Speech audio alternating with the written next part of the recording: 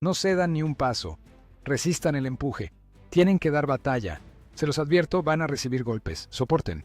Estos aspirantes a soldados de la Policía Militar se encuentran en medio de un ejercicio de contención de disturbios, una destreza esencial que la mayoría confía en no tener que emplear jamás.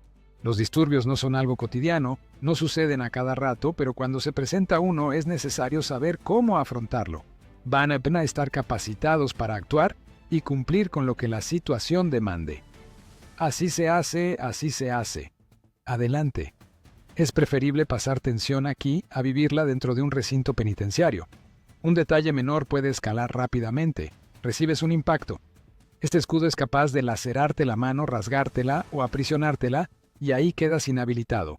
Tu atención se concentra en esa mano y te expones por completo. Pierdes el escudo y al instante te alcanzan en el cuello. ¿Quedó claro? Se hallan a mitad de un curso intensivo de 10 semanas para graduarse como efectivos de la Policía Militar conocidos como PM. Cuéntanos, ¿qué conceptos equivocados tiene la gente sobre tu labor? Bueno, el más común es que nos dedicamos a patrullar celdas, ¿verdad? Vigilantes con uniforme elegante. Siempre oí que los PM éramos los arruina fiesta, los delatores y demás.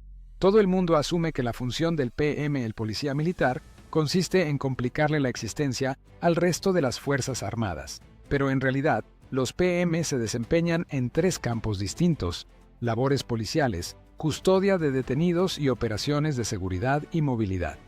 Velamos por la protección de quienes viven en las instalaciones. Se encargan de aplicar la ley dentro de las bases y los centros de reclusión militar alrededor del planeta.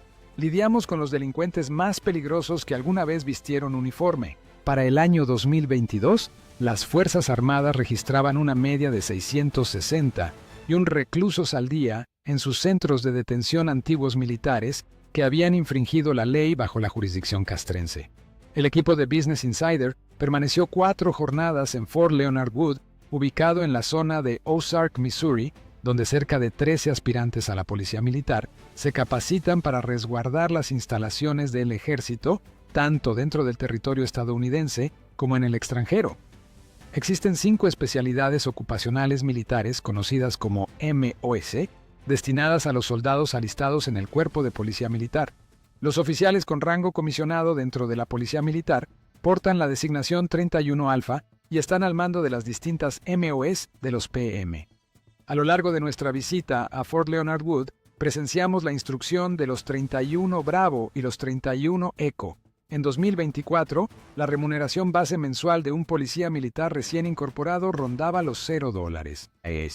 Previo a obtener su condición de soldados e iniciar la fase de formación avanzada individual, los reclutas atraviesan un ejercicio de infiltración nocturna denominado Sneak at Night.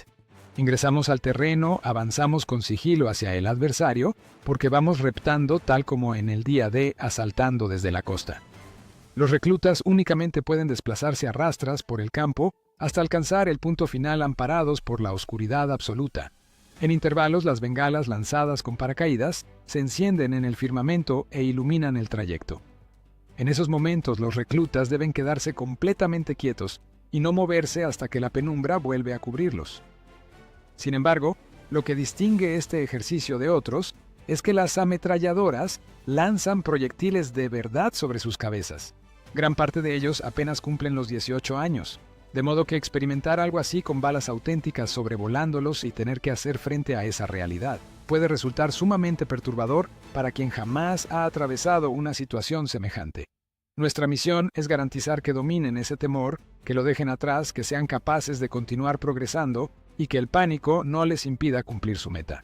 Una vez que finalizan la instrucción básica de combate y adquieren su condición de soldados del ejército estadounidense, los alumnos inician su capacitación especializada, la cual contempla 5 semanas dedicadas al cumplimiento de la ley y prácticas basadas en escenarios como la contención de disturbios desarrolladas en un centro penitenciario simulado dentro de Fort Leonard Wood. Armen sus grupos de 3. Armen sus grupos de 3. Armen sus grupos de 3. Los alumnos se alistan para dominar una maniobra aplicable durante un amotinamiento carcelario. Lo siguiente será conformar una unidad de captura y aprehensión. Van a organizarse en grupos de 5 integrantes. En esencia, Se trata de una formación lineal con escudos antidisturbios, respaldada por compañeros que sostienen esa barrera desde atrás. Luego, cuentan con una unidad de captura compuesta también por 5 miembros. Ustedes van a aproximarse a esa barrera. Acérquense.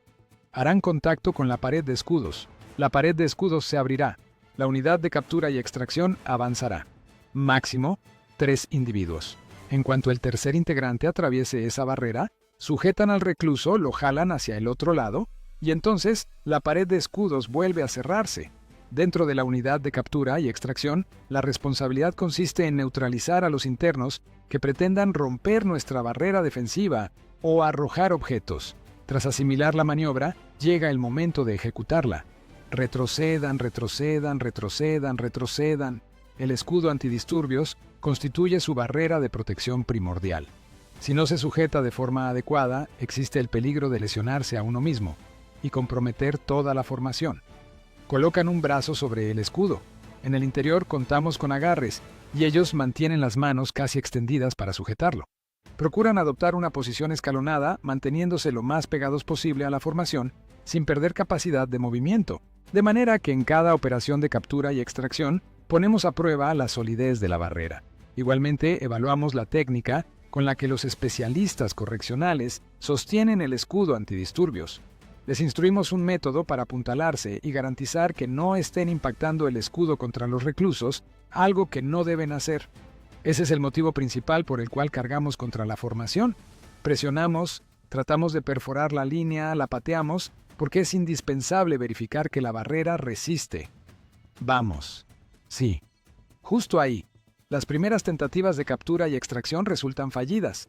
La situación es sumamente intensa, pero todos permanecen firmes. Uno se ríe un poco en medio de todo. Resulta que un compañero de combate estaba junto a mí. Apenas alcanza el 1,50 m, o sea, es bastante pequeño. Y lo levantaron por encima de su escudo antidisturbios. La chica que estaba a mi lado y yo nos quedamos atónitos. Pensamos, santo cielo, ¿qué fue lo que ocurrió? Pero uno tiene que ser capaz de reaccionar con rapidez. Los alumnos procuran sacar a los internos del amotinamiento y al mismo tiempo intentan retirar objetos voluminosos que podrían emplearse contra ellos. La instrucción en contención de disturbios es una preparación pensada para el escenario más extremo. En nuestro centro no se ha producido un amotinamiento desde febrero de 2010, pero optamos por estar preparados ante estas circunstancias, ocurran o no. El amotinamiento mencionado tuvo lugar en el cuartel disciplinario estadounidense de Fort Leavenworth, Kansas, en agosto de 2010. 2 reclusos redujeron a un guardia, le sustrajeron las llaves y pusieron en libertad a otros 11 internos de la unidad. Inundaron las instalaciones y fabricaron armas improvisadas con palos de escoba y patas de mesa. El amotinamiento concluyó cuando una unidad de reacción especial irrumpió y sometió a los insurrectos. El ejército de Estados Unidos cuenta con 6 centros penitenciarios distribuidos por el mundo. 3 se encuentran en territorio extranjero en Corea del Sur y Alemania, y 2 son centros nacionales de nivel intermedio situados en la base conjunta Lewis McChord y en Fort Leavenworth, que además aloja el cuartel disciplinario estadounidense, el único recinto militar de máxima seguridad. Díganme cómo les resultó. El grupo de graduados tuvo un desempeño bastante sólido al despejar los objetos del camino, particularmente cuando una de esas estructuras arrastró uno de los escudos y logramos recuperarlo. Uno prefiere entrenarse y acumular esos conocimientos para cuando las situaciones críticas se presenten de verdad. ¿Acaso no deseas tener la certeza de que tu equipo está preparado para afrontar ese desafío en cuanto se presente? Resulta tremendamente fortalecedor estar al lado de personas a quienes he llegado a considerar mis hermanos y hermanas y tener la seguridad de que soy capaz de defenderme sin que me derrumbe alguien que me genera un miedo enorme. Ahora van a clasificar a su detenido. Bien. Existen 3 criterios fundamentales que el ejército emplea para realizar esa clasificación. Alcen la mano quienes conozcan cómo se clasifica a un grupo de personas. Arriba las manos. Género. Según el género. Correcto. Sí. Religión. En cuanto a la religión, ella está en lo cierto. El término que se usa es afiliación. Sí. Otra alternativa. Rango. Bien. Casi lo tienen. Efectivamente, lo que harán es apartar a los reclutas de los oficiales. Entendido. Los alumnos reciben instrucción sobre el manejo de detenidos en un módulo denominado Operaciones con Detenidos. Les hemos facilitado un mecanismo de sujeción. Recibe el nombre de Sistema de Seguridad de Caja Azul con cinturón de traslado. Este mecanismo se enmarca dentro de lo estipulado por el Convenio de Ginebra de 1949. Por lo tanto, al implementarlo, debemos proceder con total responsabilidad. Correcto emplearlo de manera apropiada sin causar daño a nuestros detenidos. ¿Todos de acuerdo con esto? ¿Qué implica en la práctica? Que tenemos la obligación de activar el doble seguro en los grilletes durante nuestro turno de trabajo, evitando así que estos sigan comprimiendo las muñecas y los tobillos de los detenidos. Los convenios de Ginebra ocupan un lugar central en el programa de estudios. El tratado establece ciertos principios fundamentales: suministrar 3 raciones de alimento diarias, asegurar la atención médica de los detenidos y abstenerse de cualquier acto que pueda catalogarse como abuso o tortura. Una advertencia de enorme relevancia tras los delitos perpetrados en la prisión de Abu Ghraib en el transcurso de la guerra de Irak. ¿A quién se le atribuye la responsabilidad de los abusos en Abu Ghraib? Se trató de militares estadounidenses que obraron por cuenta propia, calificados por ciertos sectores del Pentágono como aldeanos reciclados, o la responsabilidad ascendió hasta los niveles más altos del mando militar y civil. En el marco de la guerra de Irak, 11 militares estadounidenses enfrentaron cargos por crímenes perpetrados contra detenidos en Abu Ghraib. De ellos, 7 pertenecían a la policía militar y recibieron condenas por infracciones que incluían negligencia en el cumplimiento del deber, trato indebido a detenidos y agresión. Lo que Abu Ghraib nos dejó como enseñanza es que no podemos mirar hacia otro lado, que los trofeos de guerra pierden todo sentido cuando hablamos de dignidad humana, ya se trate de combatientes adversarios o de nuestros propios compatriotas. Recurrimos a instrucción basada en escenarios para plantear dilemas complejos a nuestros futuros soldados de la policía militar, de modo que practiquen la toma de decisiones acertadas y sean capaces de poner en práctica, por ejemplo, los principios de los convenios de Ginebra en circunstancias reales cuando les corresponda actuar en representación de Estados Unidos. Izquierda-derecha, abajo al bolsillo. Van a ajustar los cinturones de traslado. Están aprendiendo el procedimiento para conducir a un detenido hacia otro destino. Puede tratarse de una consulta médica, quizá un recinto penitenciario o la comparecencia ante un tribunal. Para ello, ejecutarán lo que se denomina el Sistema de Seguridad de Caja Azul con cinturón de traslado. Lo instalan, comprueban que el doble seguro esté activado y a continuación repasamos el protocolo para acompañar activamente al detenido hasta su nueva ubicación. Los alumnos cachean a los detenidos en busca de armas u objetos prohibidos. ¿Con qué dificultades se topan al realizarlo por primera vez? La experiencia inicial depende en gran medida de qué tan a gusto se sientan manipulando los grilletes. Yo diría que ese es uno de los aspectos más cruciales, ya que en ocasiones es el primer momento en que establecen contacto directo con alguien que simula ser un detenido. Por eso insistimos en repetir la práctica varias veces hasta que dominen el sistema con soltura. Al tratarse de un sistema complejo de implementar esta fase, resulta especialmente riesgosa, me refiero a la colocación de los grilletes. ¿Cuál es la razón de que sea uno de los momentos de mayor peligro? Porque justo antes de aplicar la medida, el sujeto se encuentra sin restricciones. Desconoces el entrenamiento previo o la experiencia de tu detenido, de modo que para salvaguardar la integridad del custodio, la aplicación debe ser siempre impecable. Así demuestras que confías en tu propia capacidad. Los grilletes pueden resultar algo desconcertantes. No. Aguarda, aún no está asegurado. Mientras ciertos alumnos batallan con los grilletes en su primera vez, otros ya tienen cierta familiaridad con los dispositivos de restricción. ¿Te parece extraño que te coloquen grilletes? Mi familia se dedica al ámbito correccional. Sí, resulta bastante extraño. Es una sensación peculiar. Y si te confesara que no es mi primera vez. No estoy bromeando. Se siente raro que te esposen. O sea, nunca me había ocurrido. No hablas en serio. Cuando ingresaste al ejército, ¿te veías a ti mismo así con grilletes puestos? ¿Le enseñarías esto a tu madre, por ejemplo? Con toda franqueza, sí. Sí, yo diría que sí. Quizá me anoté en 31 Bravo o algo por el estilo. Le pedí que me enseñara cómo se hace. Que me lo demostrara. Vamos. Sí. Avanza. Mi primo servía como policía militar. Mi padre ejerció de policía militar antes que yo. Mi abuelo se dedicó a algo parecido en el condado de Los Ángeles por largo tiempo. Mi madre trabaja como custodia penitenciaria, o lo hacía. Actualmente se desempeña como orientadora de menores infractores. Así que bastantes miembros de mi familia se dedicaron, ya sabes, a ese ámbito y consideré que al incorporarme al ejército sería una decisión acertada. Contamos con un buen número de soldados que prosiguen sus trayectorias profesionales en el ámbito del orden público, a escala local, estatal y federal.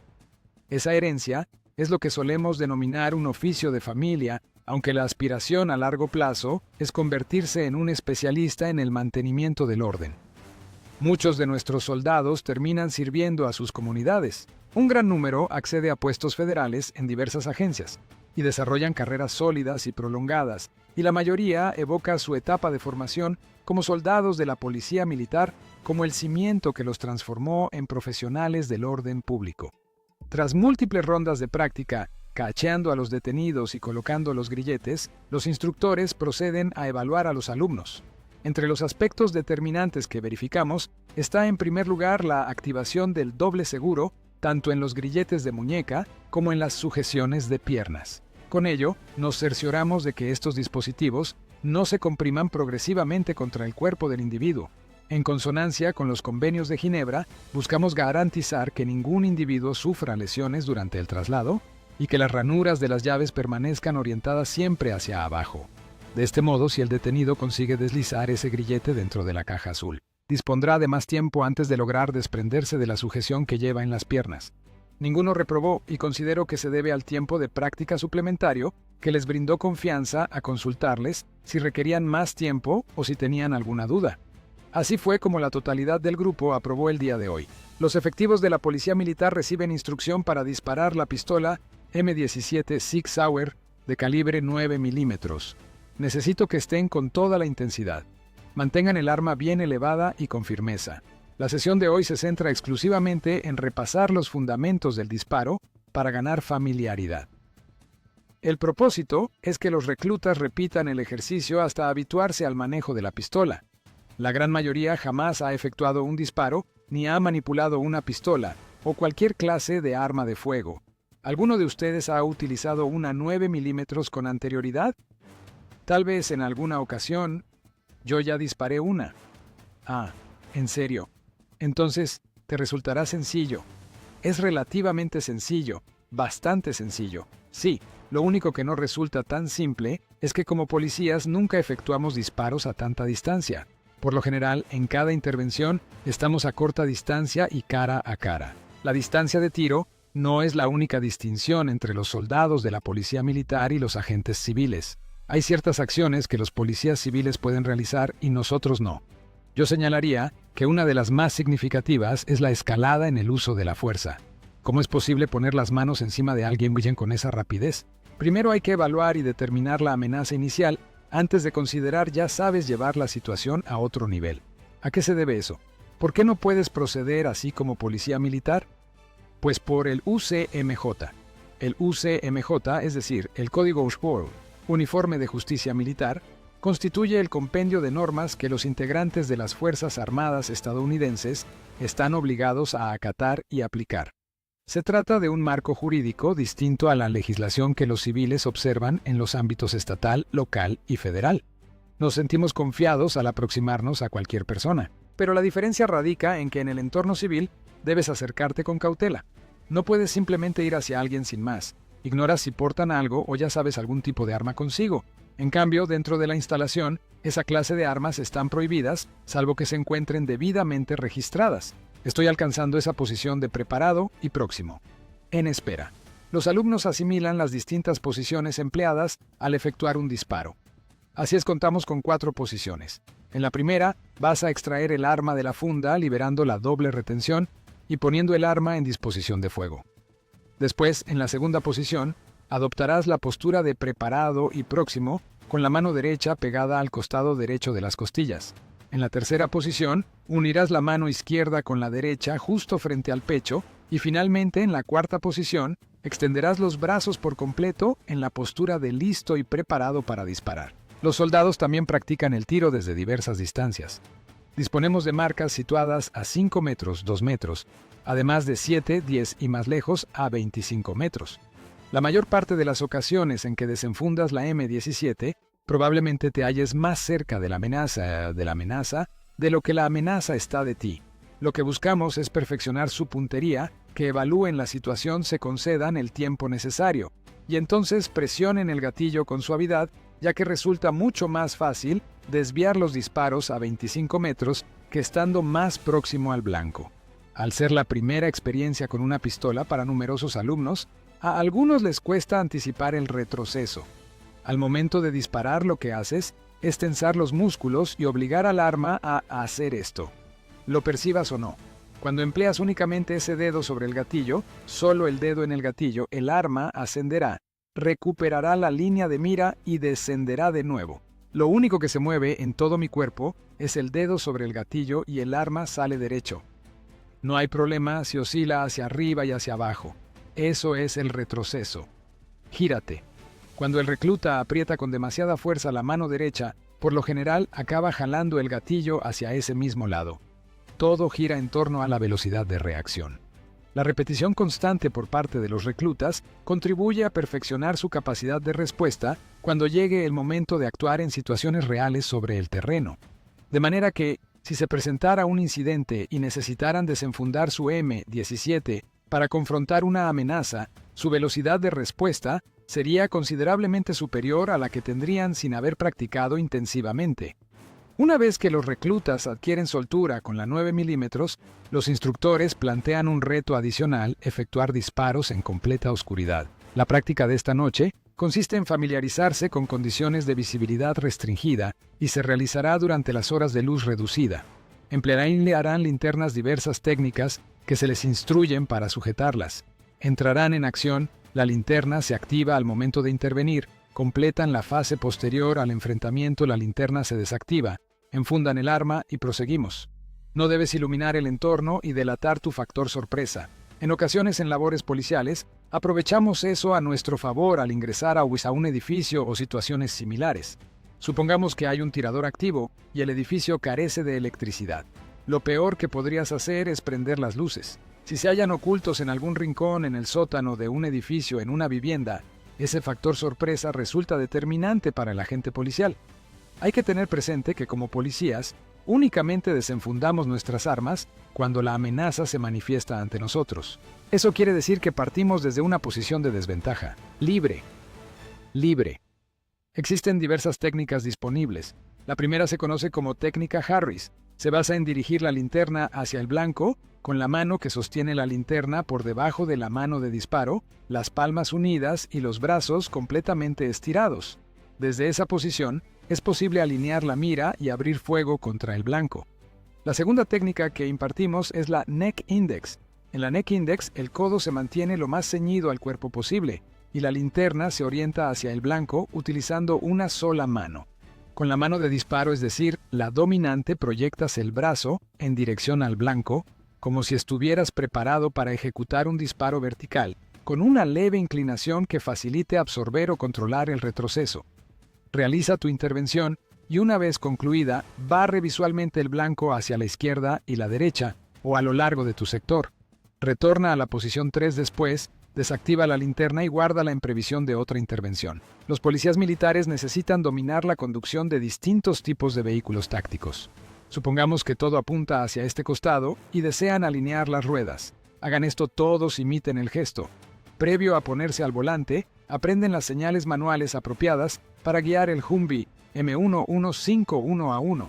Manejar los vehículos tácticos difiere en cierta medida en lo que respecta a la dirección y la maniobrabilidad del vehículo. Se requiere un guía a pie. Por ello, contamos con una persona fuera del vehículo que nos señala cuándo virar y cuándo es necesario dar marcha atrás. Ahora, marcha atrás. Marcha atrás. Desplázate junto a ellos para que tengas visibilidad. Primero asimilamos el manejo del vehículo.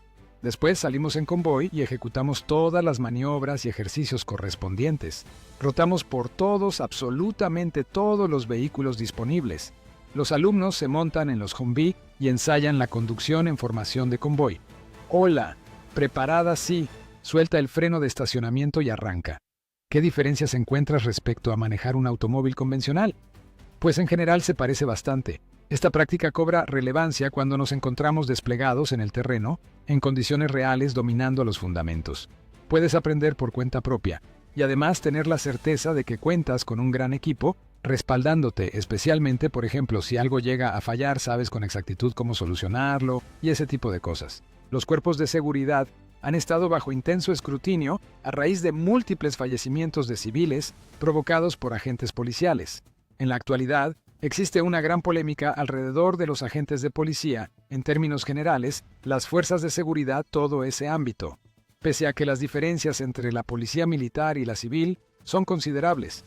Consultamos a la 14ª Brigada de la Policía Militar sobre el impacto de esta realidad en su programa formativo. La 14ª Brigada de la Policía Militar se rige por los estándares de capacitación y formación aplicables a los agentes policiales.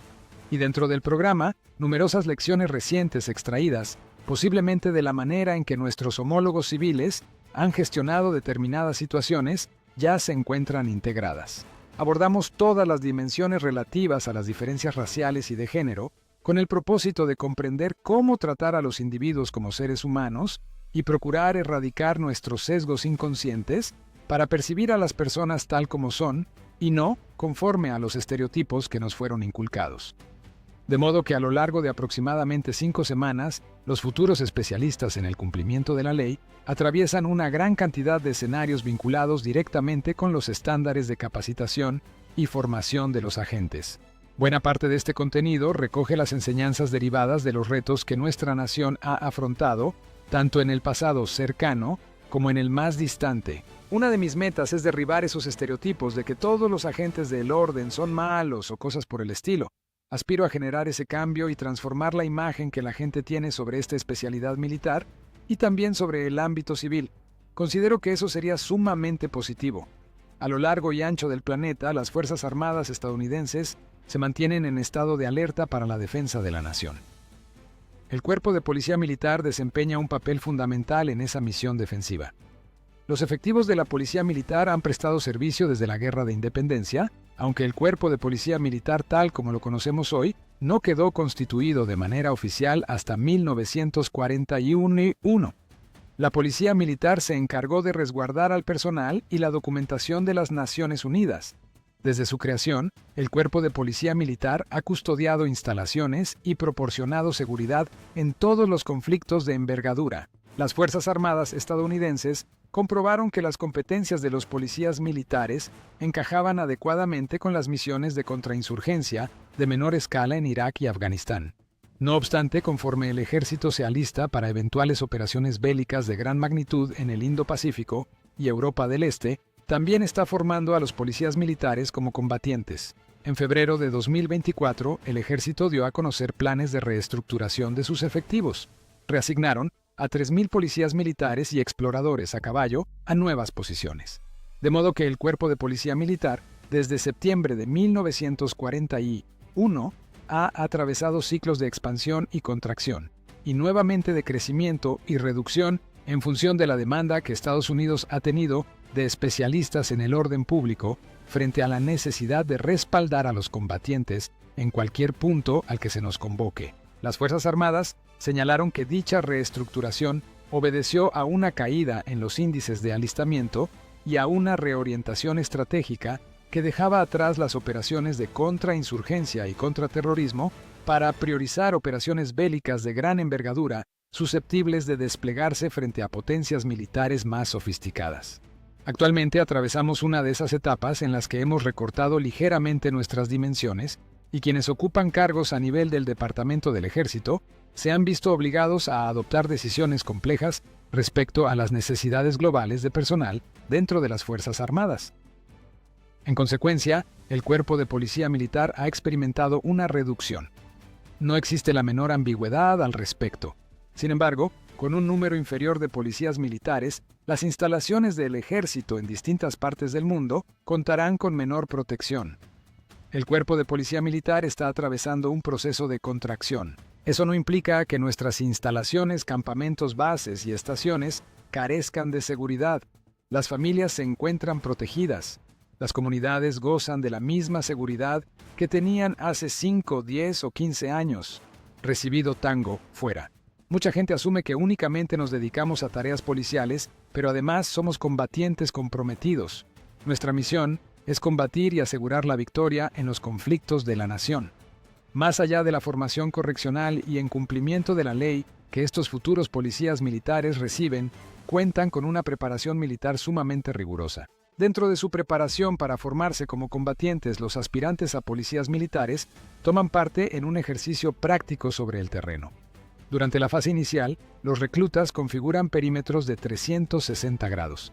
Además, ejecutamos lo que denominamos SEALs, que consiste en detenerse, observar, prestar atención y olfatear.